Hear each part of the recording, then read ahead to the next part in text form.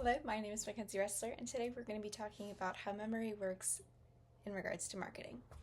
So I'm going to play an audio clip, and I'd like you, before listening to it, to take note of things that could be associated with the sound. Do you think of colors? Do you think of certain memories that come to mind?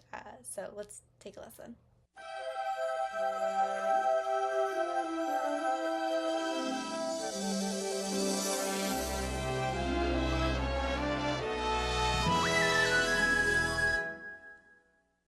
Do you recognize the sound? So this is obviously the old Disney introduction sound that they used to play before all of the movies. Of course, they have a new one now that has changed. I personally don't recognize it as much as I recognize the old one, but that's just me and other Gen Zers maybe.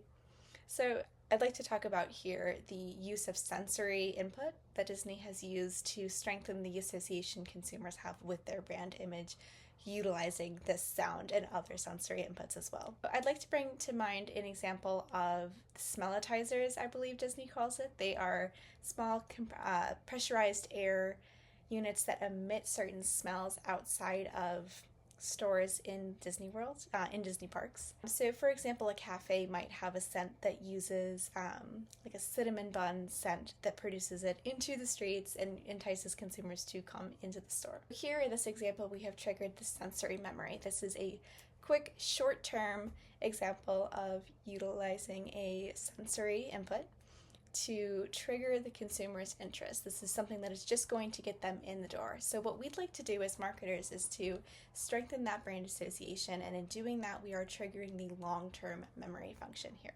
So in order to do this, we must relate this short-term sensory input to something that is deeply associated with perhaps the brand image or something that is pre-existing in a consumer's mindset already. We have to relate the two. And this is going to strengthen that brand image overall. I'd like to talk now about the von Restort effect. That is a well-known idea that shows that almost any technique that increases the novelty of a stimulus will improve its recall. This explains why unusual or odd advertisements and distinctive packaging tend to facilitate this brand recall. So what this means is commercials, like we've seen lots of Super Bowl commercials like the Puppy Monkey Baby that are a little bit odd, but of course you are going to remember that, and that idea and those feelings you feel when you see that advertisement will be associated with that brand, and therefore has fostered some sort of long-term memory recall that consumers will carry with them with that brand image. In other words, to simplify, what stands out will be remembered in terms of marketing. So I'd like to talk now about Doritos commercials that have produced campaigns that kind of flip this idea on its head a little bit. So using images and sounds that are completely associated with Doritos on its own, like perhaps opening the bag, the sound that the chips make when you bite into them, that crunch and that triangular shape that is so heavily associated with the Doritos brand. So Doritos has produced commercials and advertisements that do not include the brand imaging at the beginning of the ad. So you are given just the associations of the brand rather than all of it all at once and the logo. So you are watching the ad, you're like, is this it? Is this that brand? It has piqued your interest using that short-term recall, that short-term sensory input, the sound of the chips, the colors. Unfortunately, we don't get the smell of the Doritos. Maybe that's a good thing. I personally would prefer not to smell the Doritos, but to each their own.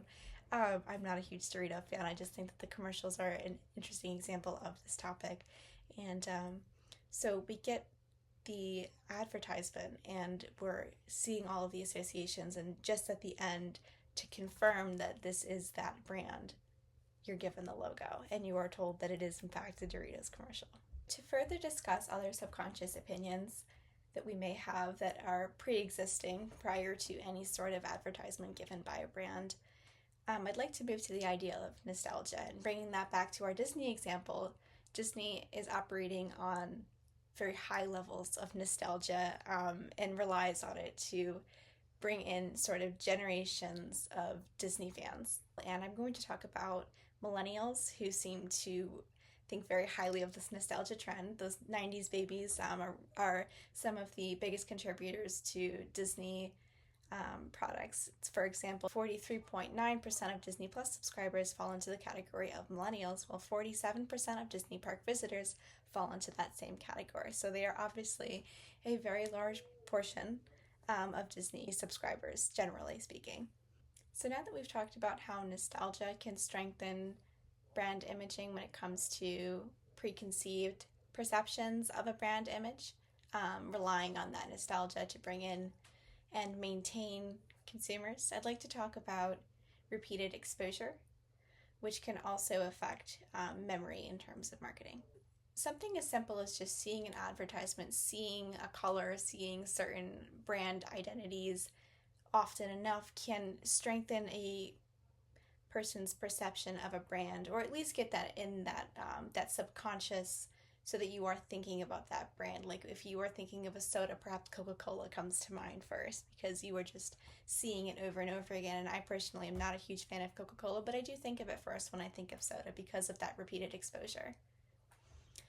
Unfortunately, sometimes that can have the opposite effect where we are seeing advertisement wear out, which means when you are repeatedly exposed to certain advertisements, you get tired of them, you get used to them, and then it kind of sits in your subconscious, but not in where we are thinking of it immediately. It's not on that immediate recall. It's kind of on the back burner, so it's not the first thing that comes to mind because you were so used to it. And this also can create some sort of like distaste, like you've seen it so many times, you're kind of over it, and you are looking for something new. What's next? What is different than what I'm used to? So thank you for listening to my conversation on how memory can be associated with marketing and how we can strengthen brand associations using memory and sensory input. Thanks.